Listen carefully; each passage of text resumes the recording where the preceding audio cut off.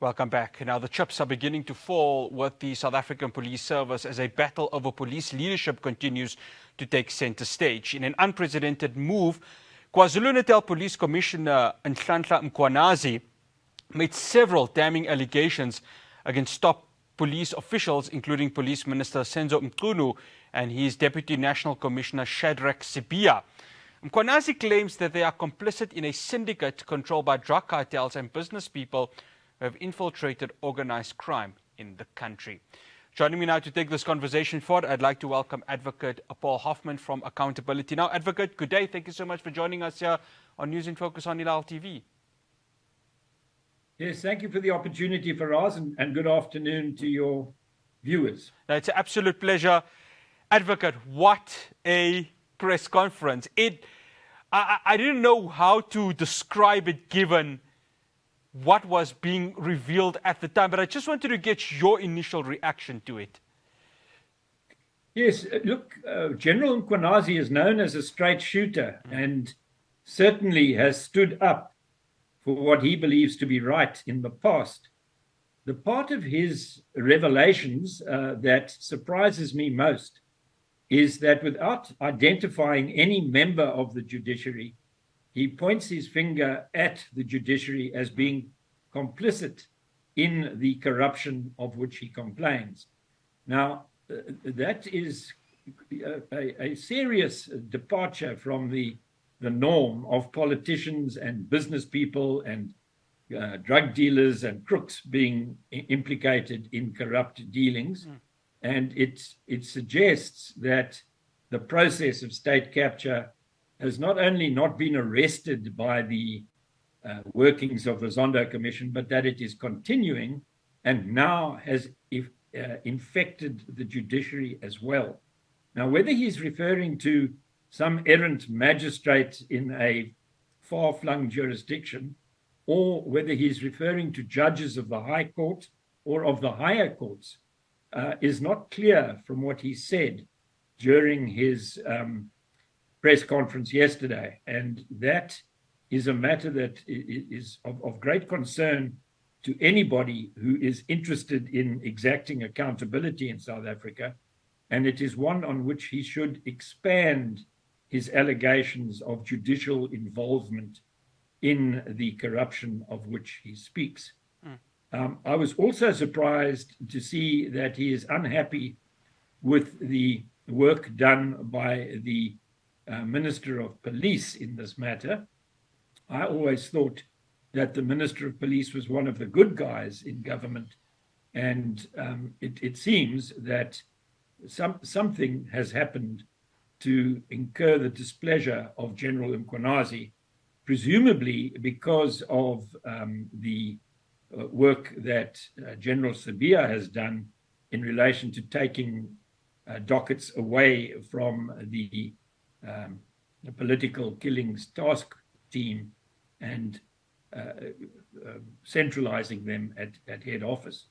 But all of that is really quite incidental when you compare it with the to me the most explosive allegation that nobody in the media has picked up, is that the judiciary is on the wrong side of the equation in this particular series of revelations that has been made by Mkhwanazi yesterday.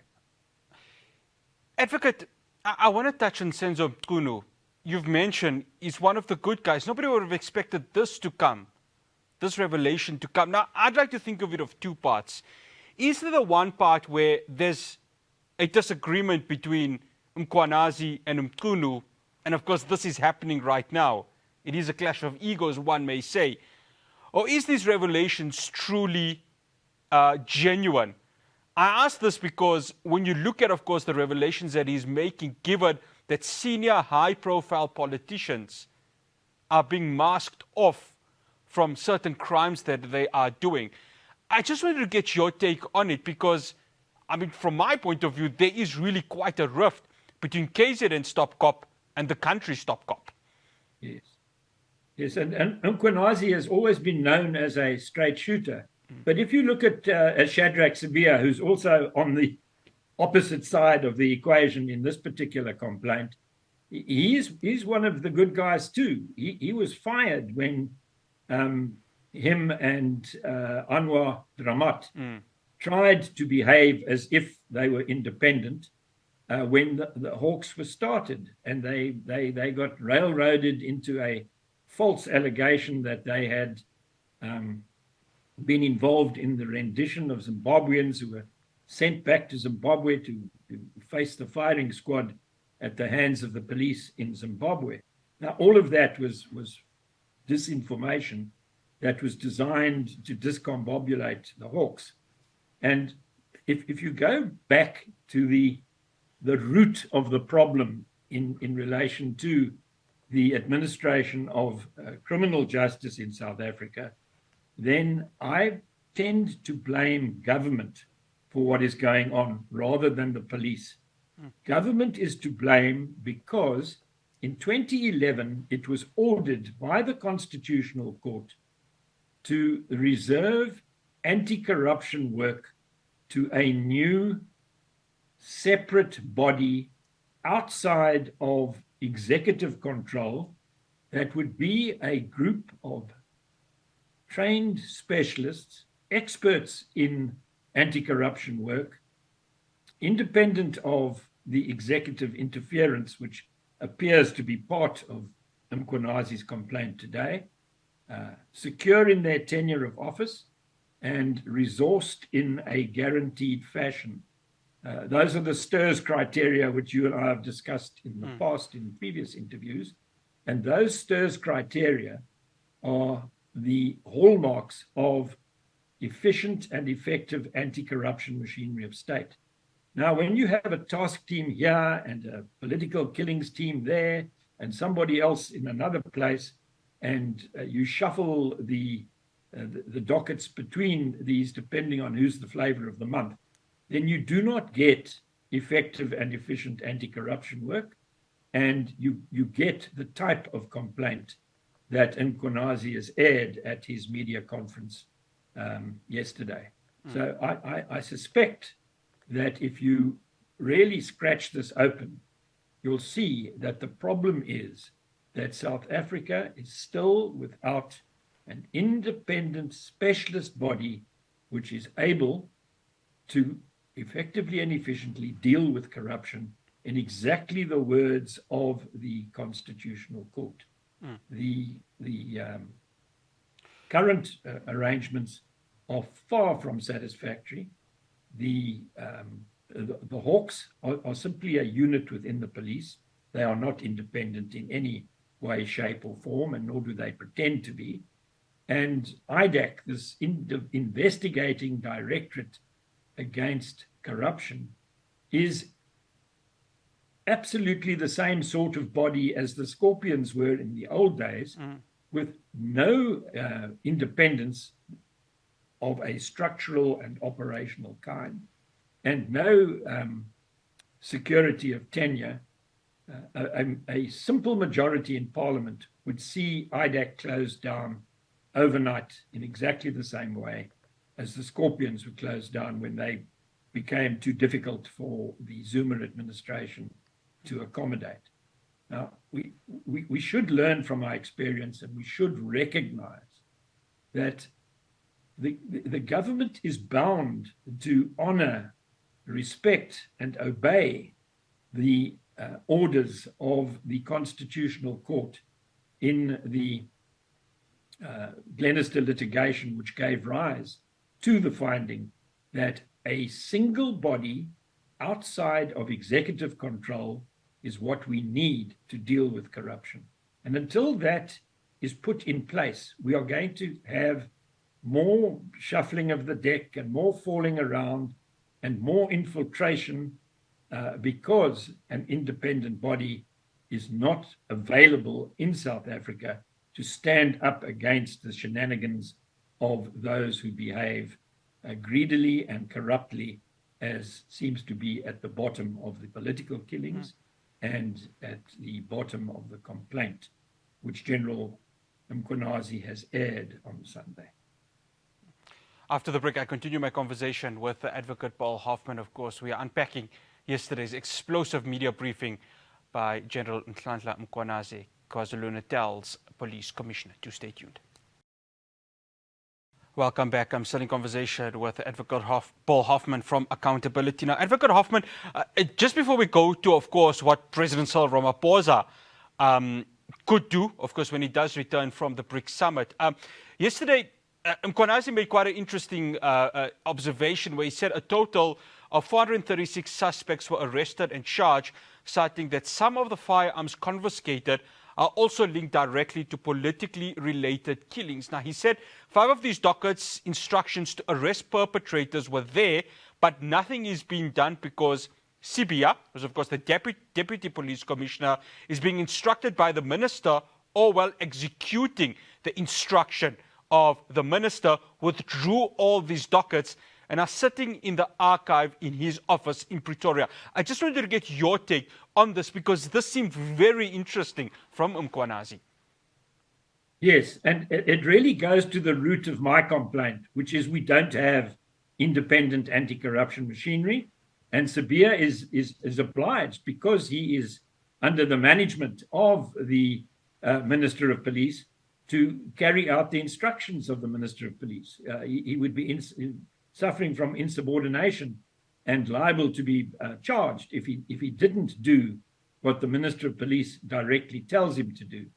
And that cannot happen in a system in which the executive branch of government is not in the loop when it comes to dealing with cases of this kind. So I would hope that Sibia is not involved in wrongdoing, but that he has his hands tied, because the way the system works at the moment is that he is not at large to tell the minister that he is not prepared to carry out the instructions that the minister gives him. And on his track record, I would hope that Sibia, like Mkhwanazi, is one of the good guys in the hierarchy of the South African Police Service. But then you get the problem that if the minister is doing things in order to cover up wrongdoing by the politically well-connected, then I, for one, would be disappointed that that is the case, because I have always regarded the current Minister of Police, unlike his predecessor, to be a man of honor who knows the difference between right and wrong. And that, I'm afraid, is now placed under a huge question mark, because Mkhwanazi's track record is one of standing up for what he believes to be right and in the interests of the administration of criminal justice in a manner that is fitting and proper, and not in a manner that covers up for those who are politically connected or who are in some way or other protected by the system. And that type of problem arises when you do not have a properly independent anti-corruption machinery of state. And there is a quick solution to all of this. At the moment in Parliament, there are 2 private members' bills pending to both establish and enable an anti-corruption commission under Chapter 9 of the Constitution. Now, as you know, all of our Chapter 9 institutions operate outside the control of the executive. Their reporting line is to the members of Parliament in the committee created for them. And there is no line of communication between Chapter 9 institutions and Cabinet or the executive branch of government, for that matter. So you could solve the problem, the structural problem that this complaint reveals in horrific detail, by adopting the 2 bills that are pending in Parliament, and by enabling and establishing the Anti-Corruption Commission under Chapter 9 which they envisage. These bills have been around since November last year, and there seems to be very little sense of urgency around them. One hopes that the Justice and Police portfolio committees in the National Assembly realize that the cause of the problem here is that the executive has far too much to do with the anti-corruption work that is currently carried out by the police and the National Prosecuting Authority. The difficulty with expecting them to do it is that they lack independence. Advocate Hoffman, I have to stop you there because I want to bring in, you've mentioned, of course, the two private member bills that are sitting in Parliament. An anti-corruption unit as part of Chapter 9 in the Constitution. We have the Scorpions. But it was disbanded, of course, when Jacob Zuma came in and became the president. We've seen the repercussions of that now because there is no real independent aspect of the judiciary at this very moment as we speak. President Cyril Ramaphosa comes back from BRICS. I mean, this is not just going to happen overnight that this anti-corruption unit can be established. But when you look at yesterday's press conference, whether it's allegations or it turns out to be true, South Africans have a real sense of distrust to crime-fighting agencies, whether it's the NPA, whether it's the South African Police Service. Does this, should it of course go through, does this new Chapter 9 institution just go ahead and erase all of that? Or are we still going to be dealing with deep problems within this country from organized crime?